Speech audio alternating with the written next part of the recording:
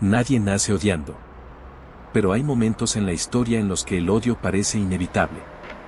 La rivalidad entre Irán e Israel no empezó con una guerra ni con un atentado. Empezó con una transformación. Una revolución. Y desde entonces, ha crecido como una llama que nadie ha podido apagar. Cómo dos países que alguna vez tuvieron relaciones diplomáticas normales se convirtieron en enemigos existenciales. Para entenderlo, hay que mirar atrás. Muy atrás. Antes de los misiles, antes de los drones, antes incluso de que existiera el Estado de Israel. Durante décadas, Irán fue gobernado por un monarca, el Shah Mohammad Reza Pahlavi. Bajo su liderazgo, Irán era un país pro-occidental. Estaba alineado con Estados Unidos y tenía relaciones diplomáticas y comerciales con Israel.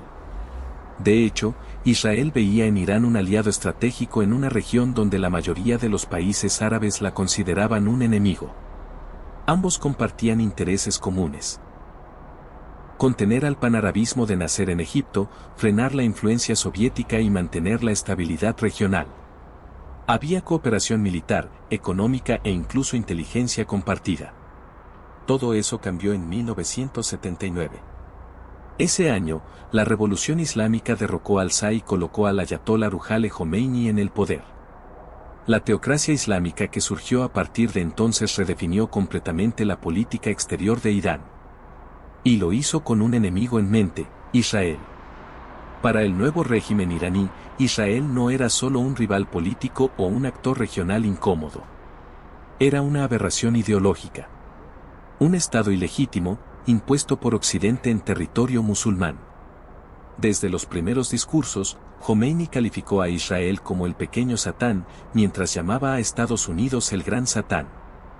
La animadversión era profunda, religiosa y estratégica. Desde entonces, Irán adoptó una política de confrontación directa e indirecta con Israel. No a través de guerras abiertas, al menos no al principio, sino a través de lo que se conoce como guerra por poderes. Irán comenzó a financiar, entrenar y armar a grupos militantes que compartieran su ideología y su enemistad con Israel. El más emblemático, Hezbollah en el Líbano.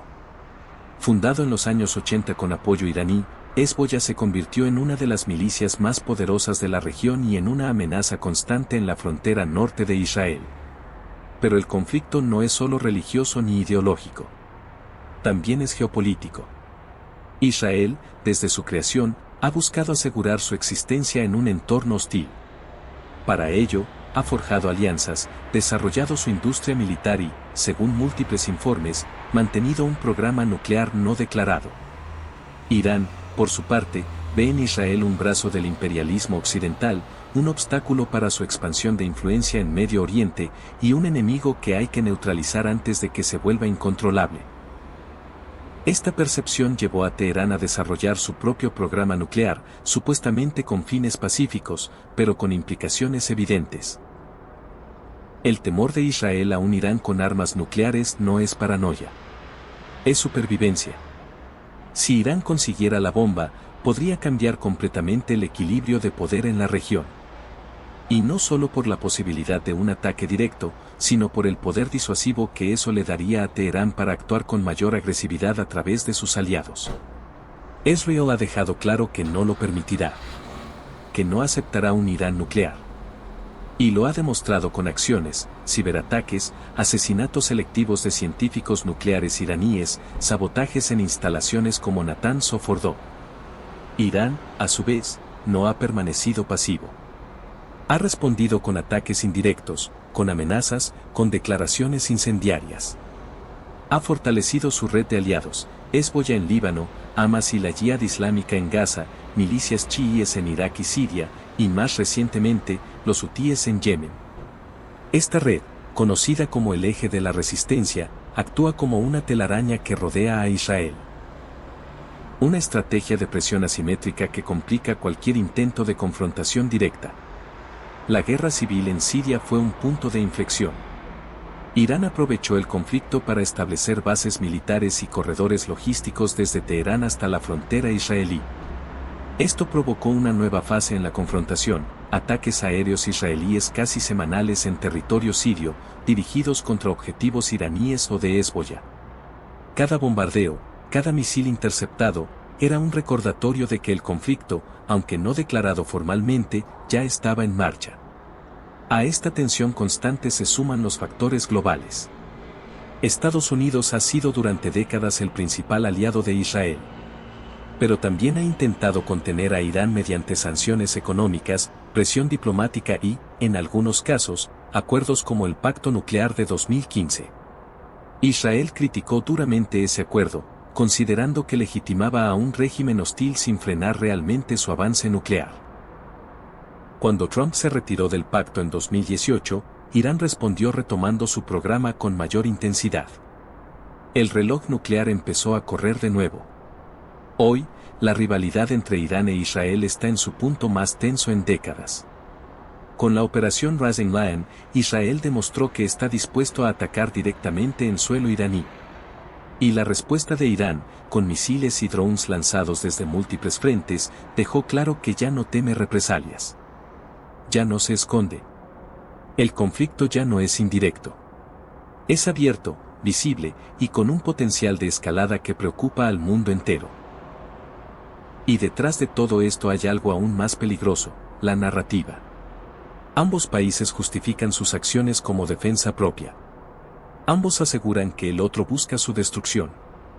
Ambos han construido una narrativa donde ceder es igual a morir. Y en esa lógica, la guerra se vuelve inevitable. Porque no se trata solo de territorio o recursos. Se trata de existencia. De identidad. De ideología. Irán considera que la defensa de Palestina es una obligación religiosa y política. Israel ve en Irán una amenaza existencial. Y ambos países han utilizado este conflicto como herramienta de cohesión interna. En momentos de crisis, el enemigo externo sirve para unir al pueblo. Para justificar gastos militares. Para distraer de problemas internos. Para reforzar al régimen. Pero los costos son enormes. Miles de vidas perdidas. Sociedades enteras viviendo bajo la sombra del conflicto.